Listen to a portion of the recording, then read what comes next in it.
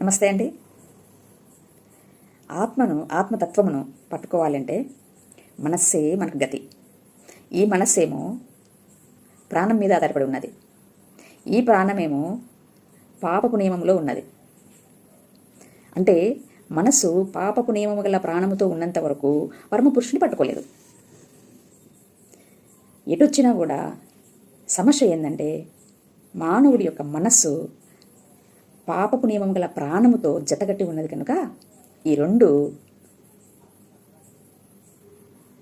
దేనికదిగా విడిపోవాలి. విడిపోతే మొత్తానికే మోసం వస్తుంది. అది నిత్య మరణం. అది అంటే దేవుడే తన కృప ద్వారా మానవుడిలో చేయాల్సినటువంటి అద్భుతమైనటువంటి ఆపరేషన్ ఏంటిదనగా పాపపు నియమము నుంచి మానవుడి తప్పించి పాపమును జయించినటువంటి ఆయన ప్రాణముతో ఈ మనస్సుకు లింక్ ఇవ్వగలగాలి.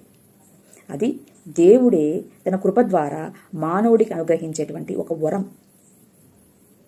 మరి ఇది మన క్రియల వల్ల జరుగుతుంది అని అంటారు పెద్దలు, యోగులు, జ్ఞానులు. వీరందరూ క్రియల పట్ల పరిగెడుతున్నారు.